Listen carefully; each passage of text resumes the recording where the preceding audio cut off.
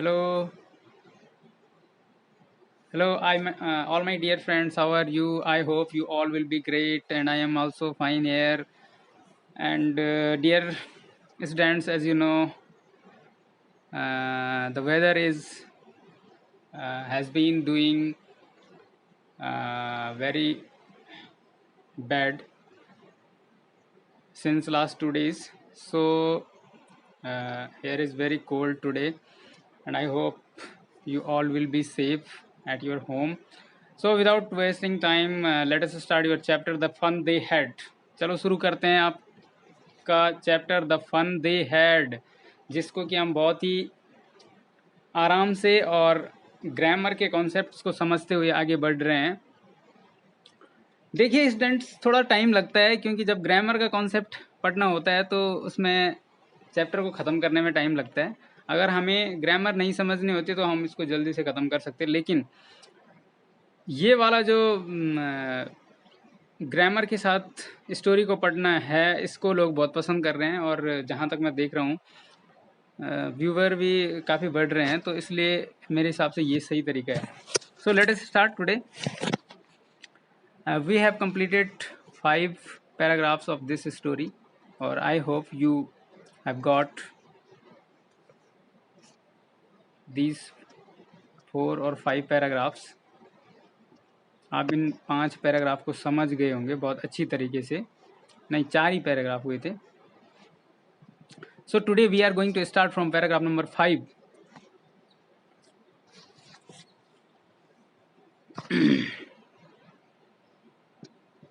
हाँ, तो आपने ये देख लिया है कि मार्गी के घर पे काउंटी इंस्पेक्टर बुला रखा है और उसने उसका कंप्यूटर खोला हुआ था और उसने उसको जोड़ भी दिया था। ठीक है, अब यहाँ पे देखो two incidents are taking place at the same time. One is Margie और टॉमी आपस में बात कर रहे हैं कि भाई जो किताब है, उस किताब जो उसको मिली है उसके बारे में बात कर रहे हैं। और on the other hand county inspector is at her home, उसके घर पे है। तो दूसरी तरफ ये दिखाया गया है कि काउंटी इंस्पेक्टर इससे पहले उसके घर में आया था। जब ये बातचीत हो रही है, इससे पहले काउंटी इंस्पेक्टर उसके घर में आया था। ठीक है, तो लेट अस सी क्या होता है उसके बाद।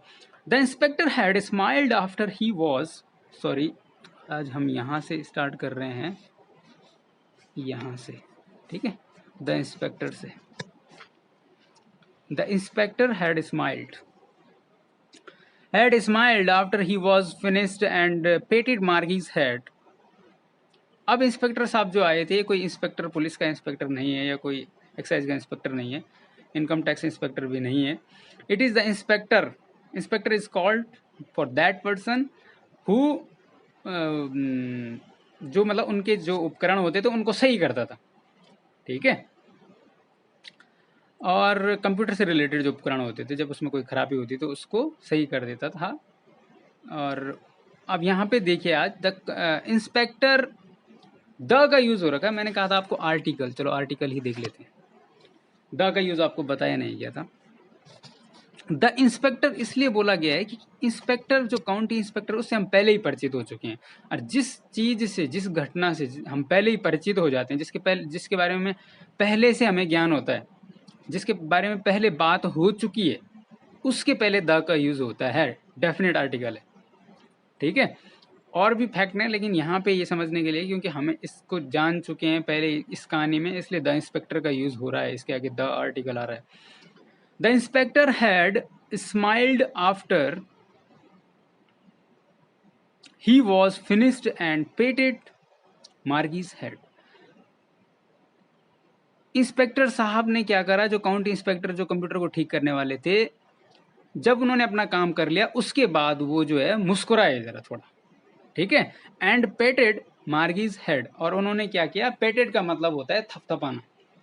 ठीक है, जब आप किसी को शाबाशी देते हैं या बच्चे को अक्सर वो करते हैं तो उसको थपथपाते हैं, उसकी पीठ पे जोर जोर से ऐसे मारते हैं, तो उसको पेटेड कहा जाता है। देखिए यहाँ पे ये जो सेंटेंस है, ये मिक्स सेंटेंस है, और यहाँ तक ये जो सेंटेंस है ये कॉम्प्लेक्स सेंटेंस है।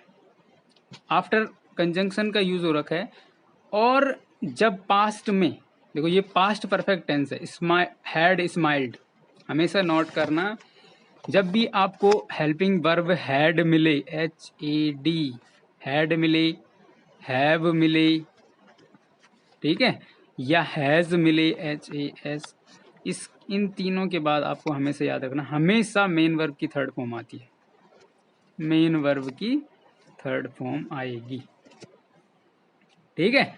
अब अगर हैड स्माइल्ड है तो पास्ट परफेक्ट टेंस हो जाता है, हैज और हैव स्माइल्ड है that is present perfect tense, you know. After यहाँ पे कंजंक्शन है जो जोड़ रहा है ही वॉज फिनिश्ड, जब उसने अपना काम समाप्त कर लिया उसके बाद, आफ्टर का मतलब होता है के बाद, ठीक है। इसका रूल ये होता है कि इसके बाद वाला जो क्लॉज होगा वो सिंपल पास्ट टेंस में आता है, रूल है, नोट करते रहिए आप, सिंपल पास्ट टेंस में होगा, सिंपल पास्ट, ठीक है। और इसके पहले वाला जो क्लॉज होगी वो होगी पास्ट परफेक्ट में, पास्ट परफेक्ट टेंस में। और ये इसलिए इम्पोर्टेंट है, अगर आपको कोई बोर्ड एग्जाम देना है या कोई कॉम्पिटिटिव एग्जाम देना है, वहाँ पे एरर में आता है, बहुत ज़्यादा आता है क्वेश्चन, ठीक है। वो क्या कर देगा, यहाँ लिख दे the county inspector smiled after he had finished, ये पीछे वाले को क्या बना देगा, पास्ट परफेक्ट में बना देगा। और उसके जबकि इसमें जो काम पहले होता है उसको आप पहले ही तो दिखाओगे ना, ही वॉज स्माइल्ड, पहले वो मुस्कुराया, उसके बाद, के बाद द इंस्पेक्टर हैड, सॉरी, पहले उसने उसको काम को समाप्त किया अपना, ही वॉज फिनिश्ड, ठीक है, ही वॉज फिनिश्ड, पहले उसने अपना काम समाप्त किया और उसके बाद उसने क्या करा, ही, पहले उसने ये काम समाप्त किया, उसके बाद, के बाद उसने क्या करा, द इंस्पेक्टर हैड स्माइल्ड, उसके बाद वो मुस्कुराया, एंड पेटेड, और क्या किया उसने, पैटेड, पैटेड मतलब थपथपाया, मार्गीज हेड, मार्गी के सिर को। अब देखो यहाँ पे ग्रामर का एक और पॉइंट है, मार्गीज हेड, इसको बोलते हैं एपोस्ट्रोफी एस, ठीक है।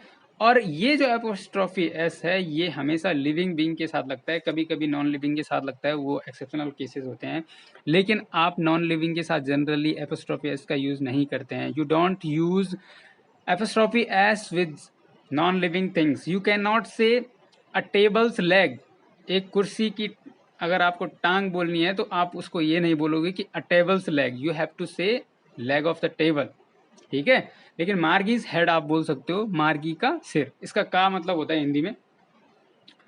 यहाँ पे मार्गी तो आपको पता है नाउन है ना, प्रॉपर नाउन है, नाम है, हेड क्या है, नाउन है।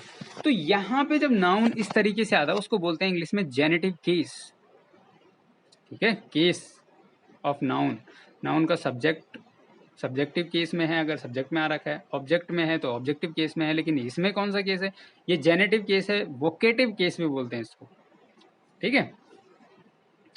उसके बाद उसने उसके सिर को थपथपाया, चलो आगे बढ़ते हैं। He said to her mother, he said to her mother, उसने उसकी माँ को कहा, मार्गी की माँ को कहा। देखो ये हर का यूज हो रखा है मार्गी के लिए, और ये यहाँ पे हर क्या है, कौन सा पार्ट्स ऑफ स्पीच है ये आपको बताना है, ठीक है। और ही का यूज किसके लिए हो रखा है, काउंटी इंस्पेक्टर के लिए, ठीक है। तो ही प्रोनाउन है और नाउन के लिए यूज हो रहा है। Pronoun is a word which is use in place of noun to stop the repetition of the noun to make our sentence beautiful, ठीक है। ही सेड, उसने कहा, टू हर मदर, उसकी माँ को, हर का यूज किसके लिए हो रखा है, मार्गी के लिए, हर मदर। लेकिन हर यहाँ पे क्या है आपको ये बताना है, प्रोनाउन है या एडजेक्टिव है। देखिए बहुत इंपॉर्टेंट टॉपिक है इंग्लिश ग्रामर का, और अगर आप ध्यान से पढ़ेंगे तो आपको निश्चित रूप से कुछ ना कुछ सीखने के लिए यहाँ इस वीडियो से जरूर मिलेगा। Definitely you will get something from this video. देखो मदर तो नाउन है ना, सबको पता है, और नाउन के पहले जो वर्ड आता है वो क्या होता है, वो कभी प्रोनाउन होता है, कभी नहीं हो सकता है। तो नाउन के पहले जो भी वर्ड आता है वो एडजेक्टिव होता है। तो यहाँ पे हर है एडजेक्टिव, प्रोनाउन नहीं है, इसको बोलते हैं पसेसिव एडजेक्टिव। हर क्या है यहाँ पे, पसेसिव एडजेक्टिव। पोसेसिव एडजेक्टिव बोलते हैं। तो ये आपको ग्रामर के कॉन्सेप्ट, बहुत अच्छे अच्छे कॉन्सेप्ट यहाँ पे मिलेंगे। आप ऐसे ही बने रहिए और सीखते रहिए।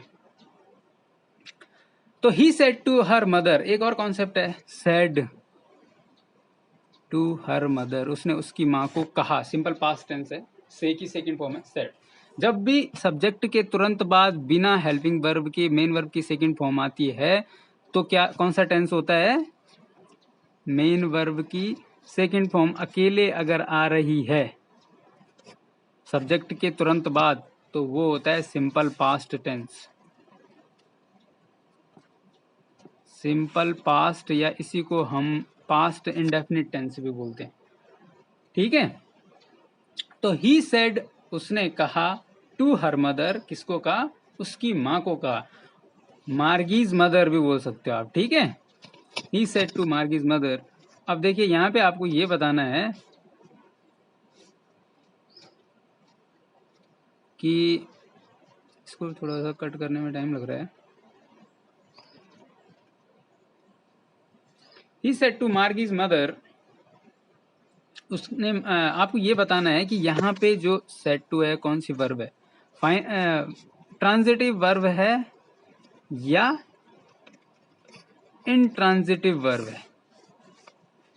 ट्रांजिटिव वर्ब है और इंट्रांजिटिव वर्ब है। You have to give your answer in comment box. ठीक है, तो सेड टू कौन सी वर्ब है? चलो मैं आपको ये बता देता हूँ कि यहाँ पे जो सेड है, सेड टू नहीं है, सेड है, ये टू यहाँ पे प्रीपोजिशन का काम कर रहा है, और ये जो हर मदर है यहाँ पे प्रीपोजिशन का ऑब्जेक्ट है, ना कि वर्ब का ऑब्जेक्ट नहीं है। You should understand it here. ठीक है, तो जब आपको पता है कि वर्ब के बाद प्रीपोजिशन आ रहा है और वो किसी एडजेक्टिव से, सॉरी किसी दूसरे नाउन से, इसमें कोई प्रॉब्लम चल रही है फ़ोन में, बार बार मैसेज आ रहा है, तो उसमें क्या होता है, ये यहाँ पे इंट्रांजिटिव वर्ब है, अकर्मक क्रिया हिंदी में जिसको बोलते हैं, ये अकेले में सेंस पूरा कर देती है सेंटेंस का। अगर आप ही सेड भी बोलोगे तो इसका मतलब अर्थ पूरा है, उसने कहा। ठीक है, और ट्रांजिटिव वर्ब होती है जिसका प्रभाव जो है, जिसका एक्शन का जो प्रभाव है वो उसके ऑब्जेक्ट पे जरूर पड़ता है। ठीक है, तो जैसे मैं बोलूंगा राम किक्स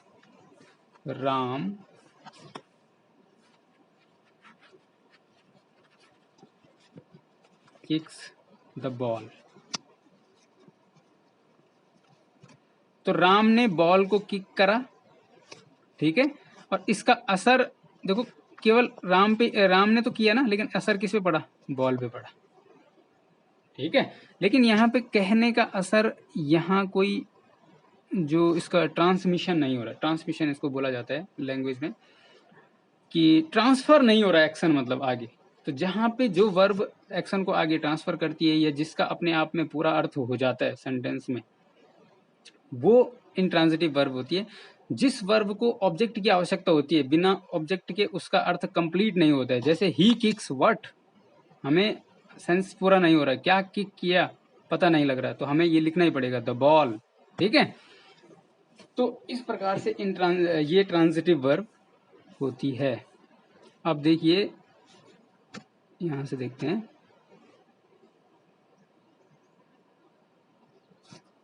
हाँ, तो he said to her mother, उसने उसकी माता जी से कहा, इट इज नॉट, देखो इन्वर्टेड कॉमा से शुरू हो रहा है, तो इसका मतलब क्या है,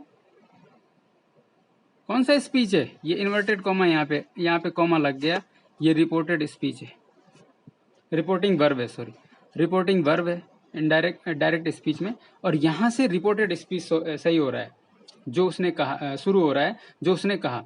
it is not the time, sorry it is not the girls fault, ये लड़की की कोई गलती नहीं है, द लिटिल गर्ल्स फॉल्ट, छोटी सी बच्ची की कोई गलती नहीं है।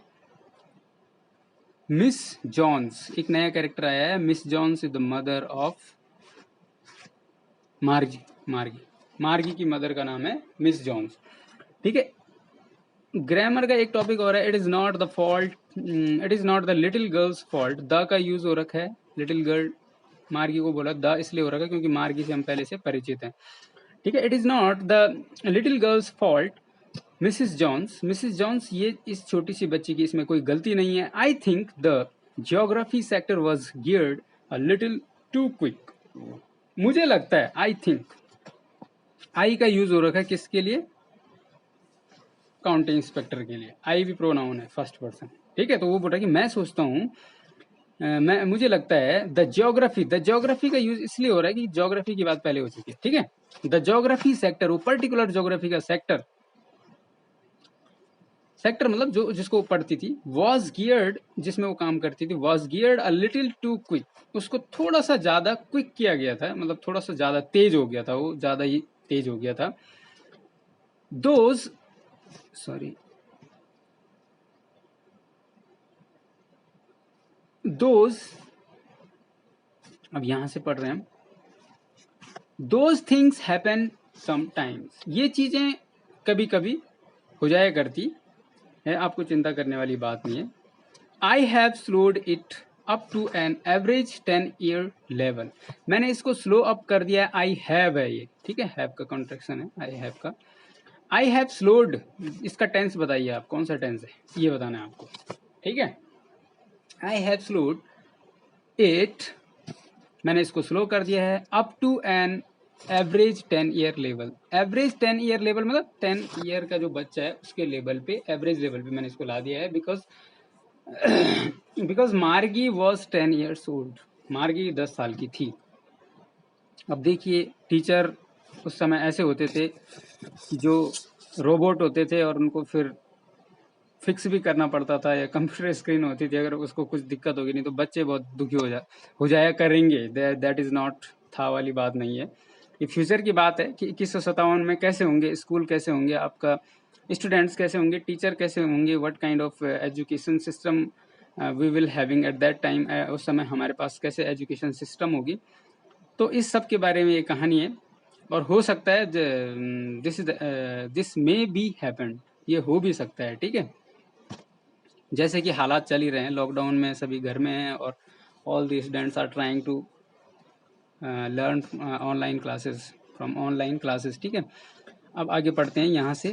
Actually the overall pattern of her progress is quite satisfactory, अब उसने कहा कि दरअसल में एक्चुअली एडवर्ब है और इस पूरे सेंटेंस को क्वालिफाई कर रही है। आपने कहा कई बार पढ़ा होगा कि एडवर्ब सेंटेंस को क्लॉसेस को भी क्वालिफाई करती है, तो वही यहाँ पे हो रहा है। एक्चुअली द ओवरऑल पैटर्न, जो पूरा का पूरा जो पैटर्न है, ऑफ हर प्रोग्रेस, उसकी जो प्रगति है, उसका जो प्रोग्रेस है, आपका टेस्ट होता है तो उसको आपको एक कार्ड दिया जाता है, मंथली टेस्ट हो या हाफ ईयरली एग्जामिनेशन हो, तो उसका जो प्रोग्रेस है इज क्वाइट सेटिस्फैक्टरी, पूरी तरह से कंप्लीटली क्या है, सेटिस्फैक्टरी है, संतोषजनक है। एंड ही पेटेड, और उसने पैटेड किया मार्गीज हेड अगेन, मार्गी के सर को उसने फिर से क्या किया, थपथपाया। चलो यहां से आगे बढ़ते हैं, अब यहां से शुरू करते हैं।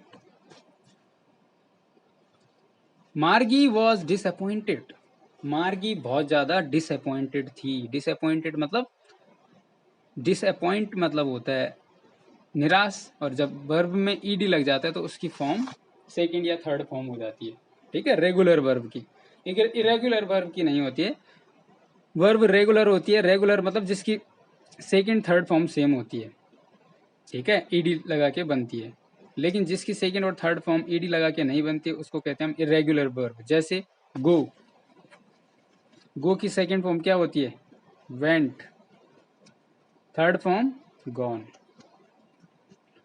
तो ये इरेगुलर वर्ब है, इसमें कोई ईडी वीडी लगा के आप सेकंड फॉर्म थर्ड फॉर्म नहीं बना सकते हो। जैसे फाइंड है, सॉरी FIND, फाइंड है, फाउंड, ठीक है,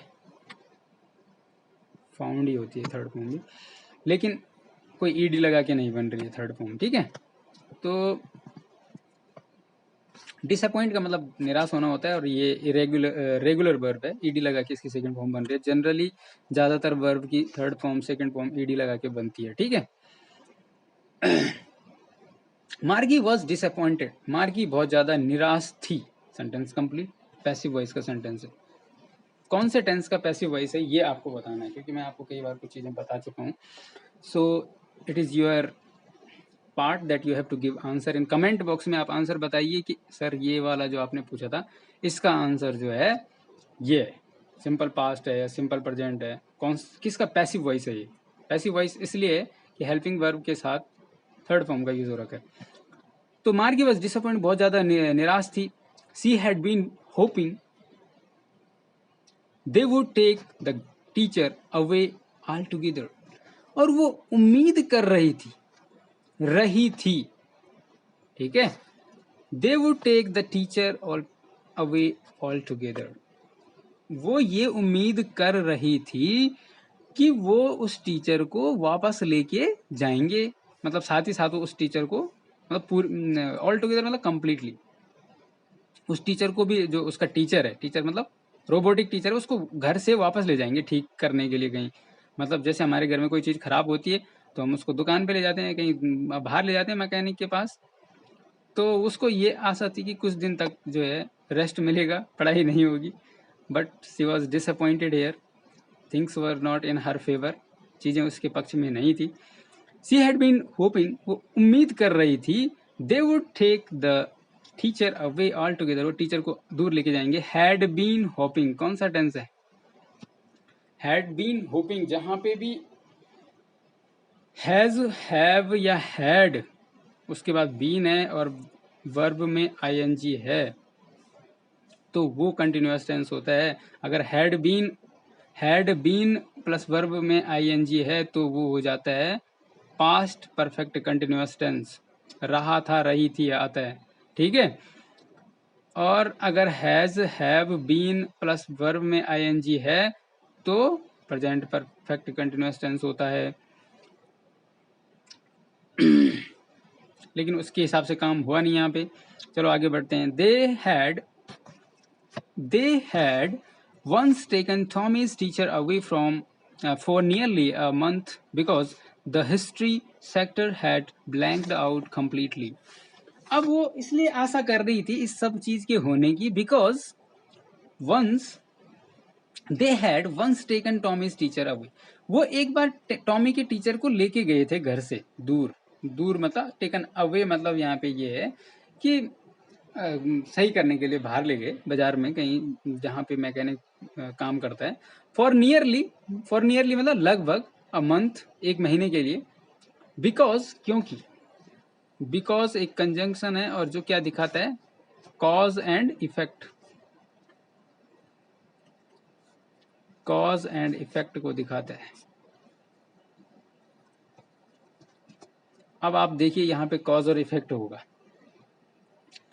Because they had once taken Tommy's teacher away for nearly a month because the history sector had blanked out completely. क्योंकि क्यों लेके गए थे उसके टीचर को घर से दूर ले जाने का कारण क्या था? कारण ये, the history sector had blanked out completely, पूरी तरह से जो उसकी टॉमी का जो टीचर था उसमें जो हिस्ट्री वाला सेक्टर था वो पूरा तरह ब्लैंक आउट हो गया था, मतलब पूरा गायब सा हो गया था। कंप्यूटर में जब कोई चीज़ ब्लैंक गायब हो जाती, कोई फाइल, तो उसको ब्लैंक आउट कहा जाता है। तो पूरा ब्लैंक आउट हो गया था कंप्लीटली, मतलब पूरी तरह से एडवर्ब है। जब भी किसी वर्ड के लास्ट में एल वाई, सामान्यतः आपको कोई वर्ड है और उसके लास्ट में एल वाई मिलता है तो जनरली वो वर्ड क्या होता है, सामान्यतः वो वर्ड क्या होता है, एडवर्ब होता है, ठीक है। बहुत रेयर केसेस हैं जहाँ पे एडजेक्टिव की या एडजेक्टिव भी हो जाता है, नाउन हो सकता है। तो यहाँ पे देखिए, cause the history sector had blanked out completely, ये कॉज है। और इसका इफेक्ट जो है क्या है, they had once taken Tommy's teacher away for nearly a month, उनको उसके कारण जो है ये लेके जाना पड़ा, तो इसका इफेक्ट ये हुआ, परिणाम ये हुआ उसका, ठीक है। सो यहां से शुरू करते हैं। सी हैड 1 मिनट है।